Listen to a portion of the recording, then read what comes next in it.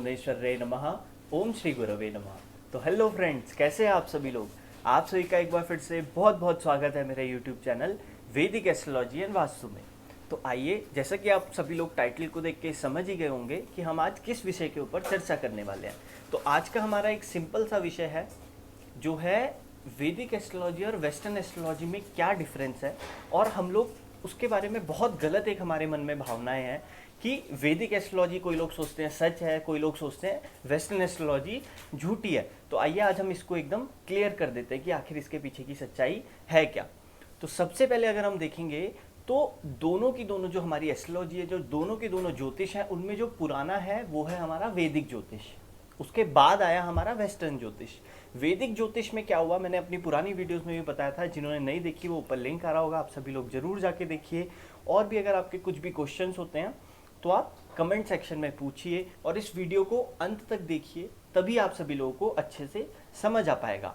तो वैदिक ज्योतिष में क्या होता है, चंद्रमा की प्रधानता होती है। और अगर हम कुंडली को देखेंगे तो कुंडली में जो चंद्रमा है वो हमारी माँ का कारक होता है। और जो वेस्टर्न ज्योतिष है उसमें क्या होता है, उसमें सूर्य की प्रधानता होती है। और अगर हम कुंडली में देखेंगे तो जन्मपत्री में देखेंगे तो जो सूर्य है वो पिता का सूचक होता है। तो ज्योतिष में जो वैदिक ज्योतिष है उसमें चंद्रमा की प्रधानता हो गई, जो वेस्टर्न ज्योतिष है उसमें सूर्य की प्रधानता हो गई। तो ठीक है, अब हम सभी लोग इस बात को समझ चुके हैं कि चंद्रमा की प्रधानता जहां है वो वैदिक एस्ट्रोलॉजी है, और जहां सूर्य की प्रधानता है वो आपकी वेस्टर्न एस्ट्रोलॉजी है। तो चंद्रमा की प्रधानता होने के कारण वहां पे चंद्र राशि जो होती है वो आपकी बर्थ जोडिएक साइन होता है, मतलब आपकी बर्थ की राशि होती है। वेस्टर्न एस्ट्रोलॉजी में जहां सूर्य बैठा होता है, जैसा मैंने आपको पुरानी वीडियोस में अच्छे से समझाया है, आप जरूर जाके देखना, तभी आपको और क्लियर होगा। वेस्टर्न एस्ट्रोलॉजी में सूर्य जहां पर स्थित होंगे, जिस भाव में और जिस राशि में बैठे होंगे, मेन राशि को देखना है, तो वो उस जातक की, जिसकी भी जन्मपत्री हम देख रहे हैं, वो उसकी बर्थ जोडिएक साइन हो जाएगा, मतलब कि उसकी जन्म राशि हो जाएगी। तो ये एक छोटी सी चीज थी, आप सभी लोग इसको अच्छे से समझ गए होंगे। लेकिन इसमें अगर हम आगे चलेंगे तो मन में शंका आती है कि क्यों दोनों को अलग अलग सभी लोगों ने कर दिया, एक वैदिक ज्योतिषी बनाते। लेकिन जैसा कि हमारे गांव में, हमारे शहरों में एक जगह हम जाते हैं तो अलग रिवाज होते हैं, थोड़ा आगे जाते हैं तो वो रिवाज धीरे धीरे धीरे करके क्या होता है, बदलते रहते हैं। तो जो वैदिक और वेस्टर्न एस्ट्रोलॉजी है वो सूर्योदय का जो टाइम था उसके हिसाब से बदलती गई। कैसे बदलती गई कि इंडिया में जो सूर्य उदय हो रहा है, या दिल्ली का जो सूर्य उदय का टाइम है, जैसे मान के चलिए 6:32 पे सूर्य उदय हो गया दिल्ली में, और महाराष्ट्र में वही सूर्य उदय 6:45 पे होगा। सूर्य उदय का टाइम अलग होगा, लेकिन जो कुंडली बनेगी वो एक जैसी बनेगी। ठीक, जो भी हमारा मैथमेटिक्स में क्या होता है, हमको क्वेश्चंस अलग अलग दिए रहते हैं, लेकिन हमको करना तो प्लस माइनस जो भी है यही सब चीजें हैं, जो मेन बेसिक चीजें हैं वो ही करनी पड़ती हैं। तो कुंडली में भी ऐसे ही होता है। अब जो सबसे पहला डिफरेंस होता है वैदिक एस्ट्रोलॉजी और वेस्टर्न एस्ट्रोलॉजी में, वो सबसे पहला डिफरेंस यही है कि इसमें चंद्रमा की प्रधानता और इसमें सूर्य की प्रधानता हो गई। जो दूसरा डिफरेंस है, दूसरा डिफरेंस क्या होता है कि अगर हम देखें तो वैदिक एस्ट्रोलॉजी का जो चार्ट होता है, जो बर्थ चार्ट होता है, जिसको हम जन्मपत्री बोलते हैं, वो थोड़ा अलग फॉर्मेट में बनता है। और जो वेस्टर्न एस्ट्रोलॉजी का चार्ट बनता है वो थोड़ा अलग फॉर्मेट में बनता है। होते इसमें भी 12 भाव हैं वैदिक एस्ट्रोलॉजी में, और वेस्टर्न एस्ट्रोलॉजी में भी 12 ही भाव होते हैं, और लगन भी होता है। तो लेकिन क्या है, बनाने का एक तरीका अलग अलग है।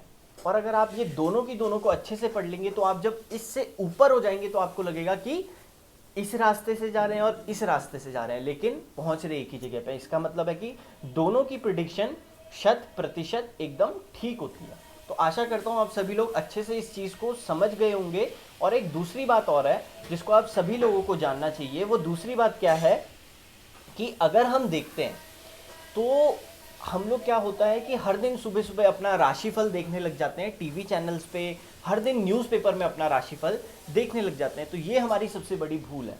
हम लोग क्या करते हैं कि उसको सच मान के बैठ जाते हैं और एकदम निराश हो जाते हैं कि आज हमारे साथ बुरा होने वाला है, बुरा होने वाला है, और बोलते हैं कि अगर आप उल्टा सोचोगे तो उल्टा ही होगा, नेगेटिव सोचोगे नेगेटिव होगा।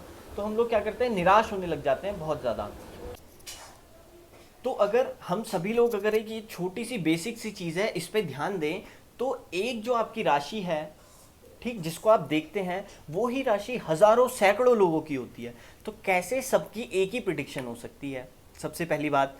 तो इसलिए न्यूज़पेपर में देख के कभी भी आप लोग निराश मत हुआ करिए, क्योंकि वही राशि करोड़ लोगों की है, वही राशि मोदी जी की भी होगी, वही राशि राहुल गांधी की होगी, वही राशि किसी झुग्गी झोपड़े वाले की होगी।